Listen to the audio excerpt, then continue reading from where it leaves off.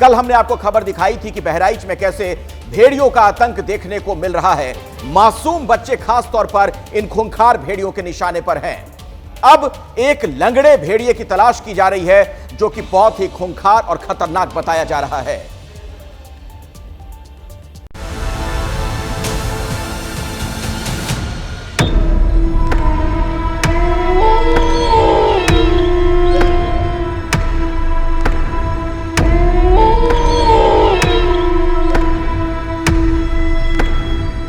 आराम कर रहा आदमखोर हरी घास पर चैन से लेटा है लंगड़ा।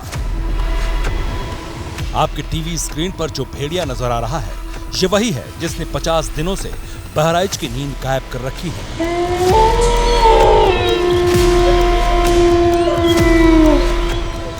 इस वीडियो में आपको इस भेड़िए के 4 पैर भले ही दिख रहे हैं लेकिन इसका एक पैर डैमेज है। इस लंगड़े भेड़िए ने ही बहराइच में खूनी कहर बरपा रखा है। वन विभाग की टीम का टारगेट यही भेड़िया है लेकिन इसके पकड़ में आने से पहले इसकी टीम का एक सदस्य आज हाथ लग गया। हरे रंग के लोहे से बना पिंजरा और उस पिंजरे में कैद एक पतला दुबला सा भेड़िया। वन विभाग ने बड़ी ही चालाकी से इसे पकड़ा है। भेड़िए को ट्रैंक्विलाइज भी करना पड़ा था क्योंकि वो थोड़ा रेजिस्टेंस था, उसको घेरा गया था। उसके बाद फिर काफ़ी रेजिस्टेंस था तो उसको ट्रैंक्विलाइज भी करना पड़ा। लेकिन जैसे ही वो केज में आया तुरंत वो रिवाइव भी हो गया, उसको रिवाइव भी कर दिया गया है। भेड़िए अभी तक 4 भेड़िए पकड़े जा चुके हैं, 2 भेड़िए हैं जो अभी रिमेनिंग है, उनको भी पकड़ने की पूरी तैयारी की जा रही है। सुबह 5 बजे ही ये भेड़िया वन विभाग के रडार पर आ गया था और तभी से टीम इसके पीछे लगी थी। बताया जा रहा है कि 3 तरफ से जाल लगाकर इसे काबू किया गया और फिर हल्का बेहोश करके पिंजरे में कैद किया गया। जिस वक्त इस भेड़िए को वन विभाग ने पकड़ा उस वक्त एबीपी न्यूज के रिपोर्टर संजय त्रिपाठी वहीं मौजूद थे। वन विभाग की टीमों ने आदमखोर भेड़िए को पकड़ लिया है। भेड़िए की तस्वीरें हम दिखाते हैं। यहाँ से इस जाल के भीतर भेड़िए को कैद करके रखा है और यहाँ से लेकर के उसको सीधे लखनऊ जाया जा रहा है। आप तस्वीरें देख सकते हैं। ये काफ़ी सुरक्षा के साथ में, पूरी सिक्योरिटी के साथ में, पुलिस की गाड़ियों के साथ में ये पूरा काफिला जो है इस वक्त आगे जा रहा है और सुरक्षा के साथ में।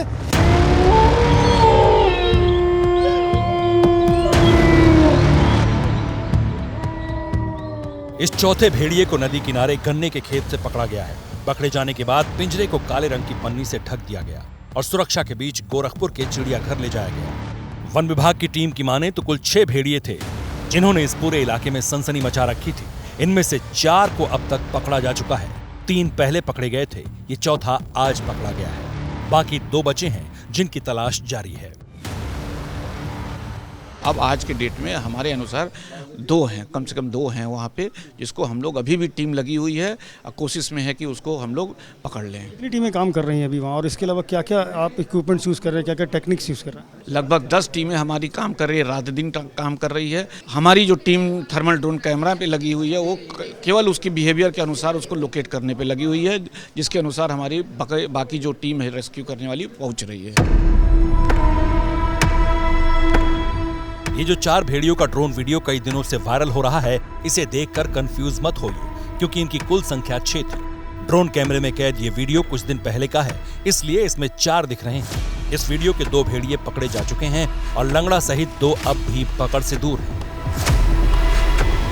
वन विभाग की मानी तो जो लंगड़ा भेड़िया है वही मेन है और वही बच्चों को मार रहा है। जुलाई और अगस्त की बात करें तो इसने 7 लोगों की जान ली, जिनमें 6 बच्चे शामिल हैं। भेड़ियों को पकड़ने के लिए गांव वाले रात भर जाग रहे हैं। लाठी डंडा और लाइट लेकर भेड़ियों को तलाश रहे हैं। वन विभाग के साथ पुलिस की टीम भी बहराइच के इस इलाके में रत जगा कर रही है।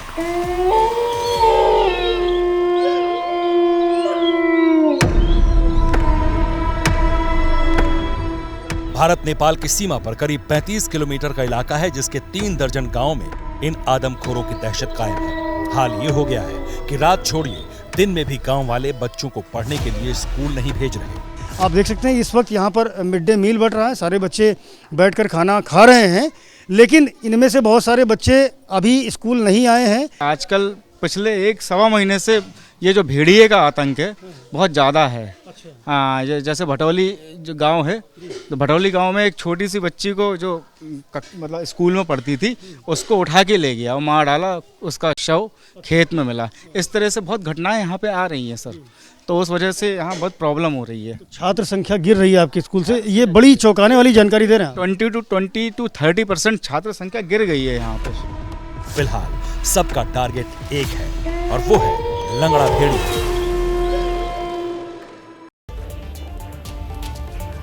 तो बड़ा चैलेंज है, लेकिन 4 भेड़ियों को पकड़ लिया गया है, 2 की तलाश अब भी जारी है। अभी ताजा अपडेट क्या है, इसके लिए सीधे हमारे संवाददाता का रुख करेंगे। संजय त्रिपाठी हमारे साथ जुड़े हुए हैं। संजय, 2 अभी भी पकड़ से बाहर हैं और इनमें जो खतरनाक बताया जा रहा है लंगड़ा भेड़िया, उसके बारे में क्या जानकारी, उसे ट्रैक किया जा सका है, दिखा है अभी हाल फिलहाल, या फिर क्या बताया जा रहा है?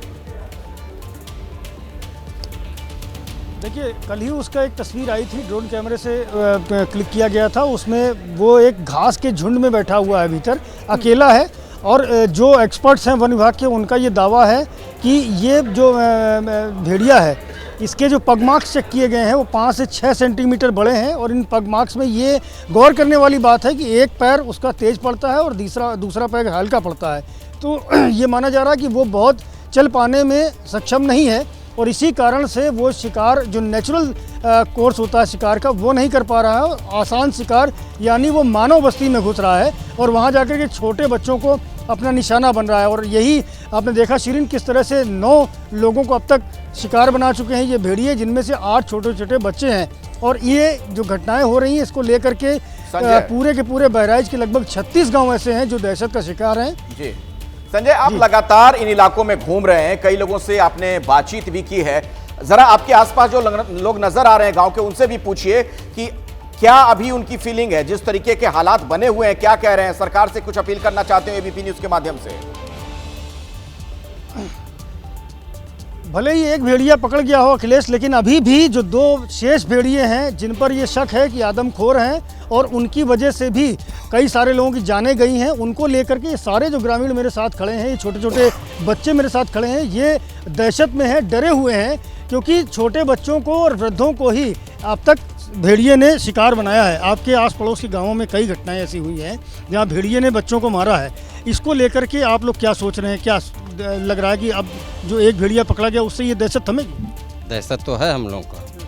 हाँ, जो कि मतलब आ जाए, कभी आ सकते हैं। हम लोग घर के अंदर सोए थे, बाहर तो लेटे नहीं है डर के। पहले बाहर सोते थे? पहले बाहर सो जाता है और घर के अंदर लेटा जाता है। डरे हुए हैं अखिलेश, और घर के भीतर सो रहे हैं। छोटे छोटे बच्चों को शिकार बना रहा है। आपकी बस्ती में देख रहा हूँ, आपके गाँव में छोटे छोटे बच्चे कई सारे हैं, तो उनको क्या घर के भीतर पैक कर देते हैं रात में? और क्या करें सर, मार डालेगा सबको, तो घर के अंदर पे सो जाते हैं सब लोग। आप नहीं बरतते कोई? नहीं, मतलब डर लगता है। डर लगता है। दादा क्या कहेंगे? डर का ये, अब जब आवे कौन समय में आ जाए, कब आ जाए, तो बटोर के परिवार तक अपने वतन में पहुँचा जाता है। और क्या किया जाए?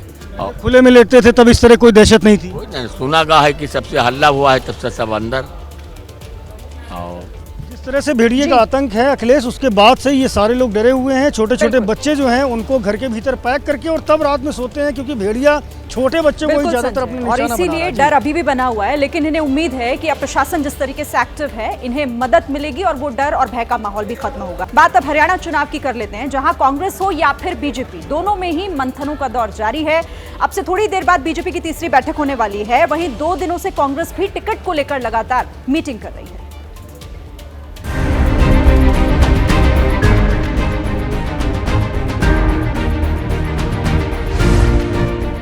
पहली तस्वीर दिल्ली के हिमाचल भवन की है, जहां हरियाणा में टिकट तय करने के लिए कांग्रेस स्क्रीनिंग कमेटी की बैठक चल रही है। दूसरी तस्वीर हरियाणा बीजेपी के चुनाव प्रभारी धर्मेंद्र प्रधान के घर की है, जहां सुबह सुबह प्रदेश के नेताओं की बैठक। बीजेपी ने पिछले हफ्ते गुरुग्राम में 2 दिनों तक बैठक कर उम्मीदवारों की जो लिस्ट तैयार करके दिल्ली भेजी थी, उस पर आज मंथन का दिन है। थोड़ी देर बाद बीजेपी चुनाव समिति की बैठक होगी, जिसमें उम्मीदवारों के नाम पर मुहर लगने की उम्मीद। बीजेपी चुनाव समिति की बैठक से पहले मोदी सरकार में मंत्री राव इंद्रजीत सिंह ने अपनी बेटी और 11 समर्थकों के लिए टिकट की डिमांड रख दी है। बीजेपी इनमें से 4-5 को टिकट देने के लिए तैयार है। सूत्रों की माने तो राव इंद्रजीत को पार्टी मनाने की कोशिश कर रही है। हरियाणा में चुनाव 1 अक्टूबर को है और सभी दलों में उम्मीदवारों को लेकर माथापच्ची चल रही है। कांग्रेस की बात करें तो कल तक 60 सीटों पर चर्चा हुई थी, आज बाकी 30 सीट पर चर्चा हो रही है। अब कांग्रेस हरियाणा में कहां खड़ी है, तो आपका जवाब क्या होगा? On top of the world. Top of Haryana. कितनी सीटों पे खड़े हैं आप लोग मजबूती? जितनी भी आप दे सकते दे दो, आप गलत पुरवार नहीं होंगे। सूत्रों की माने कांग्रेस में उन तमाम विधायकों को टिकट देने पर सहमति बन गई है जो 2019 में चुनाव जीते थे। ऐसे 28 उम्मीदवार बताए जा रहे हैं। वैसे तो पूर्व मुख्यमंत्री भूपेंद्र सिंह हुड्डा हरियाणा में कांग्रेस के सबसे बड़े नेता हैं, लेकिन लोकसभा सांसद कुमारी सैलजा को भी सीएम पद की रेस में माना जा रहा है। ऐसे में हरियाणा कांग्रेस प्रभारी दीपक बावरिया के इस बयान से कि किसी भी सांसद को विधानसभा चुनाव में नहीं उतारा जाएगा, ये संदेश गया कि कुमारी सैलजा सीएम पद की रेस से बाहर हो गई हैं। कुमारी सैलजा दलित समाज से आती हैं। जाहिर है दीपक बावरिया के इस बयान से कांग्रेस को हरियाणा में नुकसान हो सकता था। यही वजह है कि डैमेज कंट्रोल करते हुए अब दीपक बावरिया ने कहा है कि मुख्यमंत्री बनने के लिए विधानसभा चुनाव लड़ने की जरूरत नहीं होती है। जिसे भी विधायकों और आलाकमान का समर्थन होगा वो मुख्यमंत्री बन सकता है। वैसे एक रोचक तथ्य यह भी है कि 2004 में जब भूपेंद्र सिंह हुड्डा को हरियाणा में मुख्यमंत्री बनाया गया था तब उन्होंने विधानसभा चुनाव नहीं लड़ा था। उस वक्त वो भी सांसद थे। तो देखिए चुनाव की तारीख भी बेहद नजदीक है और इसीलिए लगातार मीटिंग्स हो रही हैं और अब बीजेपी भी 2 मीटिंग कर चुकी है। थोड़ी देर बाद आज तीसरी बैठक भी होने वाली है। अभी क्या इसको लेकर अपडेट है, नीरज पांडे हमारे साथ जुड़ गए हैं। नीरज, पहले 2 दिन भी मंथन हो चुका है, थोड़ी देर बाद जो मीटिंग आज होने वाली है, क्या उम्मीद की जाए आज क्या उसमें होना? देखिए आज की जो बैठक है वो केंद्रीय चुनाव समिति की बैठक है, यानी कि अब तक की जो एक्सरसाइज की गई थी, जो नामों के पैनल तैयार किए गए हैं, उन सभी पैनल को आज केंद्रीय चुनाव समिति की बैठक के सामने रखा जाएगा और जितनी सीटों पर कंसेंसस यानी कि सहमति बन जाएगी उन सभी सीटों को फाइनल कर दिया जाएगा। और माना जा रहा है जब ये यहाँ से अप्रूवल हो जाएगा तो कभी भी पहली लिस्ट हरियाणा के लिए जारी की जा सकती है। पहली लिस्ट में मुझे नहीं लगता कि सभी नामों को जारी किया जाएगा, लेकिन ये ज़रूर है कि करीब 30 से 40 ऐसे नाम हैं जो पहली लिस्ट में जारी कर दिए जाएंगे, यानी कि वो नाम होंगे जिनको चुनाव लड़ाना ही लड़ाना है, यानी कि मुख्यमंत्री समेत कई और सीनियर लीडर्स हैं। इसके अलावा कई ऐसे नाम भी हैं जिन सीटों में भारतीय जनता पार्टी कमज़ोर है और वहां पर पहले उम्मीदवार देने से फ़ायदा हो सकता है, यानी कि छत्तीसगढ़ और मध्य प्रदेश में ऐसा फार्मूला पहले ही भारतीय जनता पार्टी अपना चुकी है कि कमज़ोर सीटों पर पहले उम्मीदवार देने से उनको फ़ायदा हुआ। तो भारतीय जनता पार्टी का इरादा ये है कि आज ज़्यादा से ज़्यादा सीटों पर चर्चा पूरी कर ली जाए, केंद्रीय चुनाव समिति की बैठक पर उसमें मुहर लग जाए। जिन सीटों पर थोड़ा भी कहीं किसी को दिक्कत होगी या लगेगा कि नहीं सहमत बन पा रही है, उन सीटों को होल्ड पर रखा जाएगा और फिर से उस पर चर्चा कर ली जाएगी। लेकिन अब तक की जो मेरी जानकारी है, 2 दिन के पहले मंथन और आज जो कोर कमेटी की बैठक हुई, इन बैठक में सभी 90 सीटों पर 3-3 नामों के पैनल को तैयार किया गया है। नीरज, आप नजर बनाकर रखिए इस खबर पर, कुछ जैसे ही अपडेट होगा दर्शकों तक वो सूचना भी हम पहुंचाएंगे। दूसरे खेमे में क्या चल रहा है कांग्रेस की हम बात करने जा रहे हैं। दरअसल यहां पर ऐसा लग रहा है कि जैसे चुनाव से पहले ही सीएम पद को लेकर रसाकसी शुरू हो चुकी है। तो कांग्रेस की क्या रणनीति यहां पर रहने वाली है, इसी को लेकर हमारे सहयोगी जैनेंद्र ने कुमारी सैलजा से बात की है। क्या कह रही हैं, सुनिए आप। मेरे साथ हरियाणा कांग्रेस की वरिष्ठ नेता कुमारी सैलजा जी हैं, लोकसभा सांसद हैं और आपके प्रभारी ने कहा है हरियाणा कांग्रेस के कि सांसदों को विधानसभा चुनाव लड़ने की इजाजत नहीं होगी। क्या आपको इस पर कहना है और क्या आप चुनाव लड़ेंगे? एक मिनट, आपने शायद उनका, मैंने जो देखा पूरा बयान शायद आपने नहीं देखा है उनका। उन्होंने ये भी कहा है कि हाईकमांड अंतिम फैसला करेगा। मैंने भी यही कहा है, तो अंतिम फैसला तो हाईकमांड करेगा, यही उन्होंने कहा है, कोई ऐसी बात नहीं। तो हम ये माने कि कुमारी सैलजा जी विधानसभा चुनाव लड़ने की तैयारी कर रही है, फैसला जो भी आलाकमान करे? नहीं, देखो कोई इस तरह की बात नहीं होती, मैंने केवल इच्छा जाहिर की थी। फैसला जब हाईकमान करेगा तभी आगे कार्रवाई होगी, दिस वे और दैट वे। स्क्रीनिंग कमेटी से भी आप मिली मैम, तो क्या आप?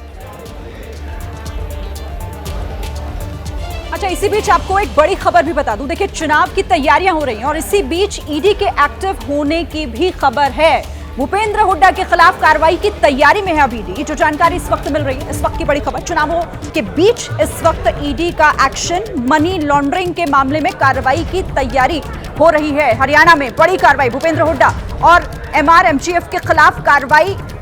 हुड्डा MRMGF पर मनी लॉन्ड्रिंग का यह मामला है जिसको लेकर अब ईडी एक्शन मोड में दिखाई दे रही है। 834 करोड़ की संपत्ति कुर्क की गई है। दिल्ली गुरुग्राम के 20 गांव में यह संपत्ति मौजूद है जिसे कुर्क किया गया है। हुड्डा MRMGF पर मनी लॉन्ड्रिंग का आरोप और उसी के तहत यह बड़ी कार्रवाई चुनावों के ठीक बीच। इस वक्त की यह बड़ी खबर।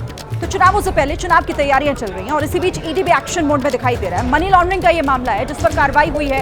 834 करोड़ की संपत्ति कुर्क कर ली गई है हरियाणा और दिल्ली में अलग अलग जगहों पर। इस खबर पर और क्या डिटेल्स हमारे पास है, मनोज वर्मा हमारे साथ जुड़ गए। मनोज, जी बिल्कुल, देखिए आपको बताना चाहूंगा कि ईडी ने आज ये कार्रवाई की है और 834 करोड़ की जो संपत्ति है उसको कुर्क किया है ईडी ने। दरअसल ये मामला पुराना मामला है। सीबीआई ने इस मामले से पहले दर्ज किया था जिसमें भूपेंद्र सिंह हुड्डा का भी नाम था और आरोप ये लगाया गया था कि भूपेंद्र सिंह हुड्डा जो है उन्होंने और जो एक डायरेक्टर है डीटीपीसी के त्रिलोक चंद्र गुप्ता, इनके साथ मिलकर के सस्ते दामों पर जो जमीन जो थी वो हथिया ली गई थी और उसके जो मामला था वो सीबीआई ने दर्ज किया था। इसके बाद आज इसी मामले की इन्वेस्टिगेशन लगातार ईडी भी कर रही थी। ईडी ने इसमें जो है एफआईआर दर्ज की थी और ईडी की कार्रवाई में आज 834 करोड़ रुपए की जो संपत्ति है उसको कुर्क किया है और ये करीब जो संपत्ति है दिल्ली और आसपास के जो गांव है हरियाणा के, उसमें ये संपत्ति पाई गई है। ठीक है, बहुत बहुत शुक्रिया मनोज वर्मा इस जानकारी के लिए आपका। नजर बनाकर रखिए इस खबर पर।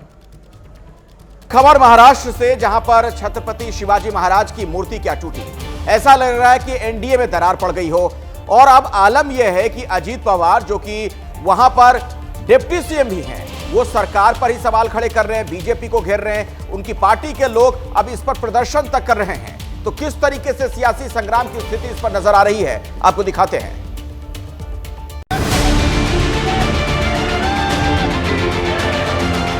छत्रपति शिवाजी की मूर्ति के सामने चेंबूर में प्रदर्शन कर रहे ये लोग विपक्षी दल के नहीं बल्कि सरकार में शामिल अजित पवार की एनसीपी के कार्यकर्ता हैं।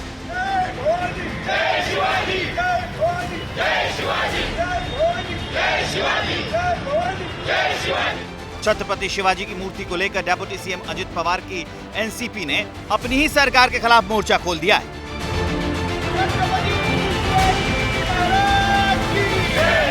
सवाल यह है कि अजित पवार की पार्टी एनसीपी ऐसा क्यों कर रही है। हमारी रिपोर्टर ने प्रदर्शन में शामिल नेताओं से पूछा तो जवाब गोलमोल वाला मिला।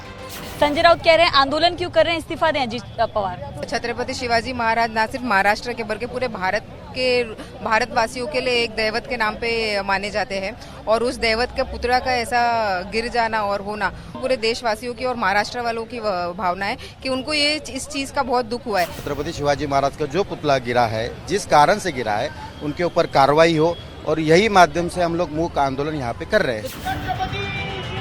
हालांकि अजित पवार के इस अलग स्टैंड को उद्धव की पार्टी ने लपक लिया है। विपक्ष पूछ रहा है कि क्या अजित पवार डेप्यूटी सीएम की कुर्सी छोड़ेंगे। अब अजित पवार जी ने कहा है कि मैं आंदोलन करूंगा, उससे क्या होगा, इस्तीफा दीजिए। ये सरकार के खिलाफ भ्रष्टाचार हुआ है, इस्तीफा दीजिए। मूर्ति क्यों टूटी है, भ्रष्टाचार हुआ है ना, खुलकर बोलिए भ्रष्टाचार हुआ है, इस्तीफा दीजिए। और कहा नहीं भ्रष्टाचार करते लोग। फिलहाल महाराष्ट्र की राजनीति में छत्रपति की मूर्ति को लेकर सियासी महाभारत जारी।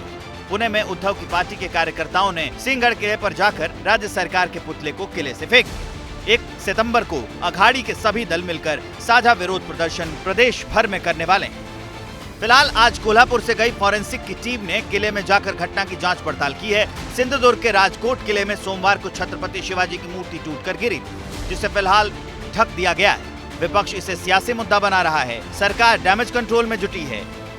बुधवार की रात सीएम शिंदे ने नौसेना के अधिकारियों के साथ मीटिंग की और छत्रपति की नई मूर्ति को लेकर चर्चा की। इस मीटिंग में तय हुआ कि नौसेना और महाराष्ट्र सरकार की टीम मिलकर मूर्ति गिरने की घटना की जांच करेगी। पिछले साल 4 दिसंबर को नौसेना दिवस के मौके पर प्रधानमंत्री ने इस मूर्ति का अनावरण किया था। कोई कह रहा है तेज हवा से मूर्ति गिरी, तो कोई कह रहा है समंदर के खारे पानी की वजह से नट बोल्ट खराब हो गए थे। तो शिवाजी महाराज की मूर्ति क्या टूटी, सवाल तो ये खड़े होने लगे कि कहीं वहां एनडीए भी ना टूट जाए, जिस तरह की खबरें आ रही हैं। और इस बीच एक बड़ा अपडेट मैं आपको दे दूं, मुख्यमंत्री एकनाथ शिंदे ने कहा है कि यह राजनीति का विषय नहीं है, इस पर राजनीति नहीं होनी चाहिए। शिवाजी महाराज हम सबके लिए श्रद्धेय हैं। छत्रपति शिवाजी महाराज की मूर्ति पर जो मूर्ति टूटी उसको लेकर जो राजनीति हो रही है, इस पर शिंदे का बयान सामने आया है कि शिवाजी महाराज हमारे भगवान हैं। तो मैं ये कहूंगा कि राजनीति करने के लिए तो कई इश्यूज हैं। ये छत्रपति शिवाजी महाराज जी इशू, ये जो इशू राजनीति करने वाला नहीं है। और छत्रपति शिवाजी महाराज हमारे लिए राजनीतिक मुद्दा नहीं हो सकता है, वो हमारे लिए अस्मिता का प्रतीक है। श्रद्धा का प्रतीक है। और वो कहते हैं कि ये ऐसा करो वैसा करो, तो मैं यही कहूँगा कि छत्रपति शिवाजी महाराज जी तो हमारे लिए भगवान है, ईश्वर है, देवता है। उनके सामने, उनके चरणों पर एक बार नहीं 100 बार माथा टेकने के लिए हम तैयार हैं। उसमें हमें कोई कमी नहीं महसूस होगी।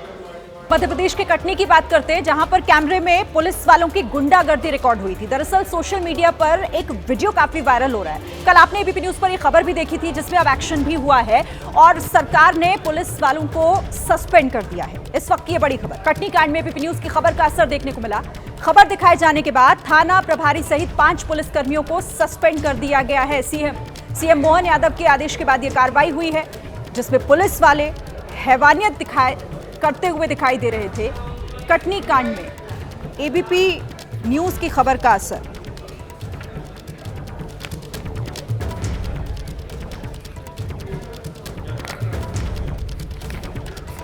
तो तस्वीरें भी आपको दिखा रहे हैं, यही वीडियो जो वायरल हो रहा था, जिसके बाद इस मामले में अब कार्रवाई भी हो गई है। सीएम मोहन यादव ने सभी को सस्पेंड करने के आदेश दिए, जिसके बाद ये सस्पेंशन हुआ है। रेलवे के डीआईजी जांच के लिए कटनी भी भेजे गए हैं। इस मामले में कटनी कांड में एबीपी न्यूज की खबर का असर, थाना प्रभारी सहित 5 पुलिस वाले सस्पेंड कर दिए गए हैं। बात करेंगे बिहार की राजनीति की और सवाल यह कि क्या चाचा भतीजे वाली राजनीति एक बार फिर से शुरू हो गई है।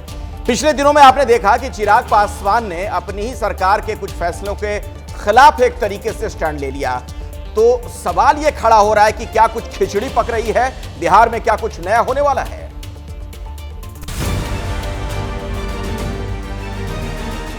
ये तस्वीर 26 अगस्त की है। उस दिन दिल्ली में पूर्व केंद्रीय मंत्री पशुपति पारस ने गृह मंत्री अमित शाह से मुलाकात की थी और इस मुलाकात के बाद से ही बिहार की सियासत में तरह तरह की चर्चा और अटकलों का दौर चल रहा है। असल में पशुपति पारस ने ऐसे समय में अमित शाह से मुलाकात की है जब उनके भतीजे एवं केंद्रीय मंत्री चिराग पासवान एक के बाद एक बाउंसर केंद्र सरकार पर फेंक रहे हैं। 4 ऐसे मुद्दे सामने आए हैं जिसमें चिराग का स्टैंड बिल्कुल विपक्ष से मेल खाता है और इसीलिए अब चर्चा होने लगी है कि क्या चिराग को काबू में रखने के लिए पारस को एक्टिव किया गया है।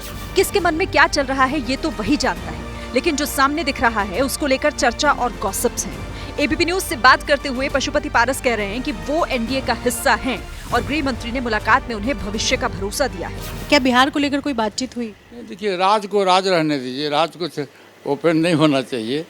जो बातें हुई है वो अभी समय है, 1 वर्ष समय है, लेकिन जो बात हुई है सकारात्मक बात हुई है और एनडीए गठबंधन के हम पुराने साथी हैं और ईमानदार साथी हैं, वफादार साथी हैं। लोकसभा के चुनाव में हमारे साथ में इंसाफ नहीं किया गया तो मैंने कहा था कि सर लोकसभा की तरह नहीं होना चाहिए। उन्होंने आश्वासन दिया कि विधानसभा में निश्चित रूप से बिहार में जब भी चुनाव होगा तो आपकी को सम्मान दिया जाएगा। लोकसभा चुनाव में पारस की पार्टी को न तो एक टिकट दिया और न ही चुनाव बाद उन्हें पूछा गया, लेकिन अब जब चिराग जातीय गणना, भारत बंद और आरक्षण के मुद्दे पर विपक्ष के सुर में सुर मिला रही है तो पॉलिटिकल कॉरिडोर में कानाफूसी हो रही है। और कानाफूसी इस बात की कि क्या भतीजे को बैलेंस करने के लिए चाचा से मेल मुलाकात तेज हुई है। जो भी सहयोगी हैं, क्षेत्रीय दल हैं, उनको कोई तवज्जो मिल नहीं रहा है। आदरणीय प्रधानमंत्री जी का हिटलर शाही तानाशाही जग जाहिर है। अब तो जो पशुपति पारस जी हैं वो अमित शाह जी से मिले हैं, बीजेपी भी चिराग पासवान जी को आंख दिखा रही है, तो एनडीए की नैया बहुत जल्द डूबेगी, वहाँ सिर्फ फुटअव्वल मचेगा। आगे आगे देखिए होता है क्या। असल में चाचा पारस और भतीजे चिराग में पड़ती नहीं है। लोकसभा चुनाव में पारस को किनारे रखकर बीजेपी ने चिराग को साथ लिया, केंद्र में मंत्री बनाया, लेकिन हाल के दिनों में जब बीजेपी जाति से जुड़े हुए मुद्दों पर फंसी तो चिराग ने बीजेपी से अलग स्टैंड ले लिया और इसी को लेकर विपक्षी खेमा गदगद है। हालांकि इन तमाम तरह की अटकलों को चिराग पासवान ने खारिज किया है और एबीपी न्यूज से कह रहे हैं कि पीएम मोदी से उन्हें कोई अलग नहीं कर सकता। कि दुनिया की कोई ताकत नहीं है जो मेरे और मेरे प्रधानमंत्री के इस रिश्ते को तोड़ सके। मैं कल भी मजबूती से उनके साथ था, मैं आज भी हूँ। और जो लोग ये सपना देखते हैं या जो लोग ये उम्मीद लगाते हैं कि अरे चिराग अलग हो जाएगा, 5 साल ये सरकार नहीं चलेगी, मैं दावे के साथ कहता हूँ ना सिर्फ ये सरकार 5 साल चलेगी बल्कि अगले 5 साल 29 के परिणामों में भी पुनः एक बार मेरे मौजूदा प्रधानमंत्री ही देश के प्रधानमंत्री बनेंगे और उस सरकार का भी मजबूती से समर्थन लोक जनशक्ति पार्टी रामविलास और चिराग पासवान करेगा। राजनीति में बिना आग के धुआं तो नहीं उठता। वैसे भी बिहार में अगले साल विधानसभा चुनाव होने हैं और एनडीए के सहयोगियों के बीच सीट बंटवारा यहाँ बड़ा मुद्दा रहने वाला है। हो सकता है कि इसी को ध्यान में रखकर चिराग का खेमा दबाव की राजनीति कर रहा हो। 2015 के बिहार विधानसभा चुनाव में नीतीश जब एनडीए में नहीं थे तब चिराग एनडीए में थे और उन्होंने बीजेपी से गठबंधन में चुनाव लड़ा था। इस बार नीतीश एनडीए में है और मांझी और कुशवाहा भी। 2020 के बिहार विधानसभा चुनाव में सीटों के मुद्दों पर ही चिराग ने एनडीए से नाता तोड़ लिया था और इस कारण एनडीए को नुकसान हो गया था। बात करेंगे अब गुजरात की, जहां कुदरत का मानो ब्रेक फेल हो गया है। लगातार बारिश हो रही है, मुसीबत लगातार बढ़ती जा रही है। शहर के शहर पानी में डूबे हुए हैं। सेना की टीम रेस्क्यू ऑपरेशन में जुटी हुई है। तस्वीरें डरा रही हैं।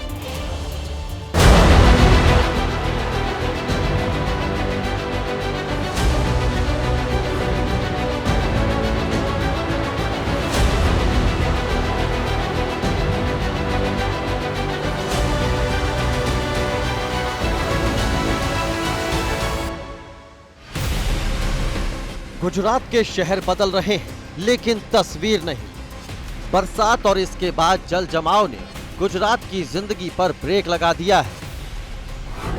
क्या द्वारका, क्या अहमदाबाद, क्या जामनगर और क्या वडोदरा, सब के सब जलमग्न हैं।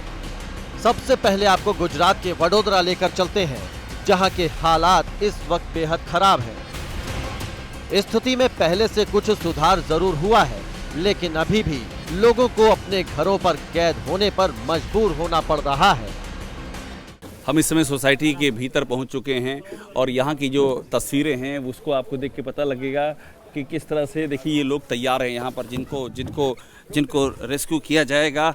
ये लोग पिछले करीब 72 घंटों से यहाँ पर फंसे हुए हैं और अब इनको एक एक करके इस पर बिठाया जाएगा। आप लोग कितने दिन से फंसे हुए थे अंदर? 3 दिन से। 3 दिन से अंदर ही फंसे हुए थे। पीने वाले पानी की भी किल्लत? पीने का पानी भी नहीं था और खाने के लिए भी कुछ भी नहीं था। एबीपी न्यूज संवाददाता अभिषेक उपाध्याय इस मुश्किल हालात के बीच लगातार आप तक रिपोर्ट पहुंचा रहे हैं। वडोदरा के हालात पर भेजी गई इस रिपोर्ट को देखिए और वडोदरा वासियों की मुसीबत को समझिए। हम अभी यहाँ का जो वडसर बहुत ही अप मार्केट इलाका है वहाँ की आपको तस्वीर दिखा रहे हैं। यहाँ से लेकर के और दूर तक आपको इसी तरह से सैलाब सा नज़र आएगा। अगर बाहर निकलना हो तो इस तरह से सामान सहित लोग कमर तक पानी में इस इलाके को पार करके जा रहे हैं और दूर तक यही हालात हैं यहाँ पर। कल से पानी कुछ कम ज़रूर हुआ है लेकिन अभी भी पानी का स्तर बहुत ज़्यादा है। मैं सोसाइटी वाले और गांव वाले एक दूसरे की हेल्प कर रहे हैं और आगे जो है और भी ज़्यादा गहरा पानी है। जैसे जैसे अपने गांव की तरफ जाएंगे ना वैसे वैसे अपने गले तक, नाक तक पानी आएगा, मुंह तक इतने पानी है, इतना ज़्यादा पानी आ गया है। तो बड़ी बड़ी सोसाइटीज़ है काफ़ी। ये तो इसके बाद भी कोई आया नहीं यहाँ पर? कोई प्रशासन देखने नहीं आया अभी यहाँ पे। कोई आया ही नहीं है। बच्चों का दूध वगैरह दूध नहीं मिलता है। 3 दिन से हम जब से बारिश हुई है यहाँ पे, जब से बारिश चालू हुई है कोई प्रशासन का या कॉर्पोरेशन का कोई भी व्यक्ति अभी तक नहीं आया। आगे बता रहे हैं कि पानी सर तक है। पानी आगे आप जाएंगे तो कम से कम 12 से 15 फुट पानी है। कितने लोग आगे फंसे होंगे, कुछ आइडिया आप लोगों को? आगे पूरा गाँव है, पूरा गाँव फंसा हुआ है। पूरी बड़सर गाँव है और भी बहुत सारी सोसाइटियाँ हैं जो की फंसी हुई है। खाने पीने की बहुत दिक्कत है, इसलिए सामान लेने के लिए जा रहे हैं सब। वडोदरा में हालात किस कदर जानलेवा हो रखे हैं, इसके लिए आप इस तस्वीर को देखिए। वडोदरा के रिहायशी इलाके में मगरमच्छ दिखने लगे हैं। तस्वीरें वडोदरा के अकोटा स्टेडियम क्षेत्र की हैं। घर की छत पर मगरमच्छ पहुंच गया। इससे पूरे इलाके में दहशत फैल गई। अभी इस अकोटा स्टेडियम के पास मिले मगरमच्छ की खबर फैली ही थी, तभी महाराजा सयाजी राव यूनिवर्सिटी के पास भी एक मगरमच्छ दिखाई दिया, जिसका रेस्क्यू किया गया।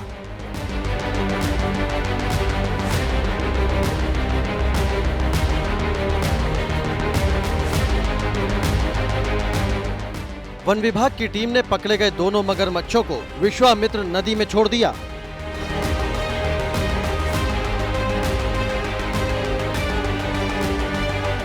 वडोदरा के जिस भी इलाके में एबीपी न्यूज की टीम जा रही है, वहां सिर्फ जल तांडव की गवाही देने वाली डरावनी तस्वीर ही दिख रही है। आप ऊपर देखिए, छत पे दिखाइएगा, ये छोटे बच्चे हैं, इनका दूध वगैरह का इंतजाम हो पाया है? दूध वगैरह अच्छा रिलेटिव लेकर के आते हैं, कोई गाड़ी नहीं आई? कोई भी इंटीमेशन नहीं, प्री इंटीमेशन नहीं दिया गया कि पानी बढ़ने वाला 3-3.5 फीट घर में पानी था। आगे तो घर में आगे तो पूरा फर्स्ट फ्लोर भी डूबा हुआ था। बिल्कुल। और मैं आपको तस्वीर और दिखाता हूँ, देखिए यहाँ पर पानी लेकर के, चूंकि पानी के बीच में पानी की कमी हो गई है और ये बारिश शुरू हो गई है। ये पीने का पानी आया हुआ है, कितने दिन बाद मिला है पानी पीने का? अच्छा, कल एक बार आया था।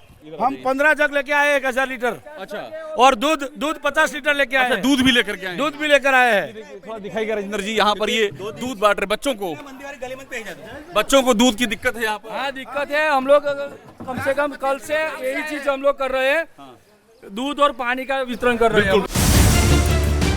जलमग्न वडोदरा आपने देखा, अब आपको द्वारका लेकर चलते हैं, जहां अगस्त में जिंदगी की रफ्तार पर ब्रेक लग गया है। द्वारका में हालात इस कदर खराब हैं कि लोगों को एयरलिफ्ट कर बचाया जा रहा है।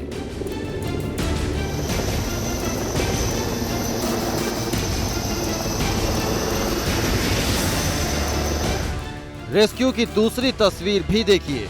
द्वारका के चरकला रोड इलाके में पानी के बीच फंसे 8 लोगों को नगर निगम की टीम ने बचाया।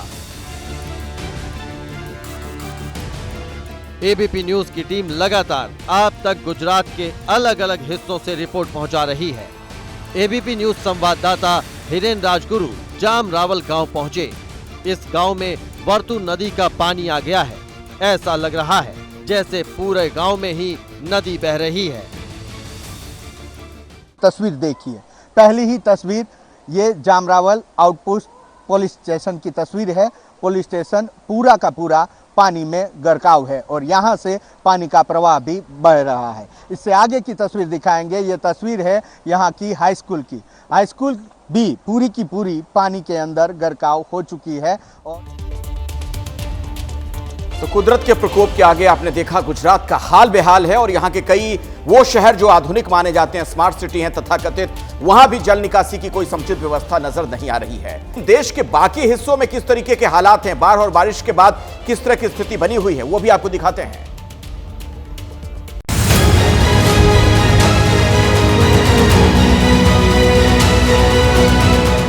ये है देश की राजधानी। बरसता है पानी तब हमेशा दिखती है यही कहानी। कामकाजी दिन गुरुवार, स्कूल खुले थे, दफ्तर खुले थे, बाजार खुले थे, अस्पताल खुले थे, अदालतें खुली थी। किसी को रेलवे स्टेशन जाना था तो किसी की एयरपोर्ट से फ्लाइट थी। लेकिन बारिश हुई और जो जहां था वहीं फंस गया। भारी जल जमाव और सिस्टम की नाकामी ने काम पर जाने वाले लोगों को सड़क पर ही रोक दिया। राजधानी की हर सड़क पर गाड़ियों की लंबी लंबी लाइन लगी। गाड़ियां दौड़ नहीं, रेंग रही।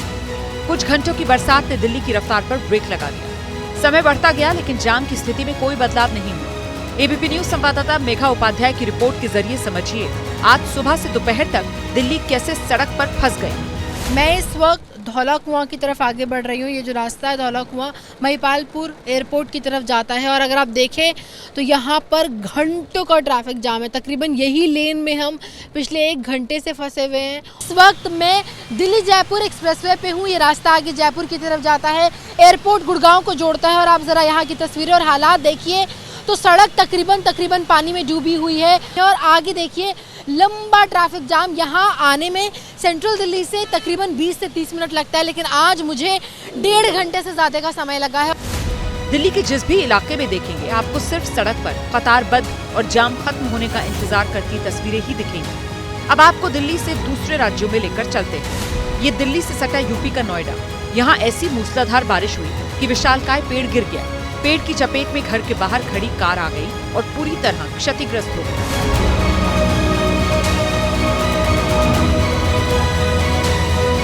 राजस्थान के सिरोही जिले से जो तस्वीरें आई वो डराने वाली। कुछ लोग अपनी और कई बकरियों की जान जोखिम में डालकर नदी पार कर रहे हैं। 45 सेकंड के इस वीडियो को देखिए और सोचिए अगर पानी का बहाव थोड़ा और तेज हो जाता तो जान जा सकती।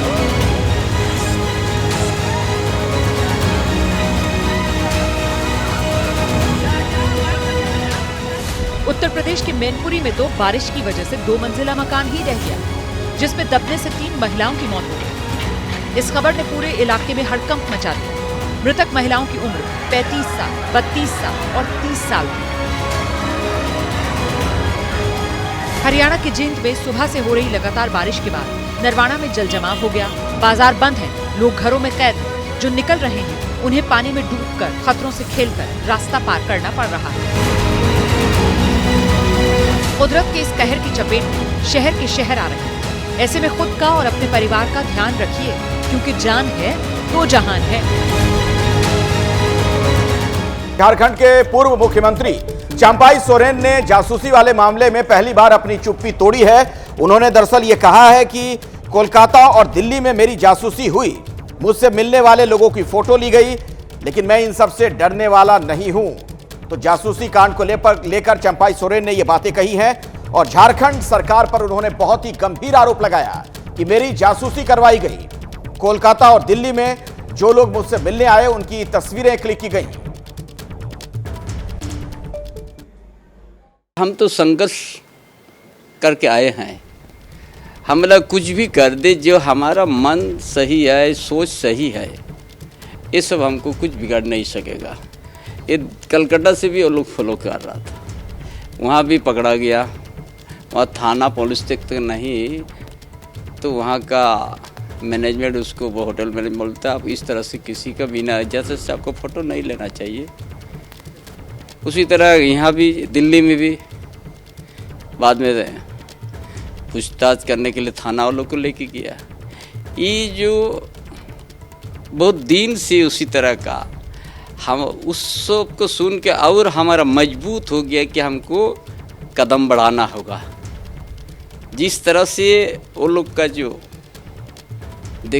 जिस तरह से हमारा ऊपर जो नज़र या जासूसी, वो सब को जान के ना और मजबूत हो गया कि हम अब मजबूती के साथ भारतीय जनता पार्टी में जाएंगे।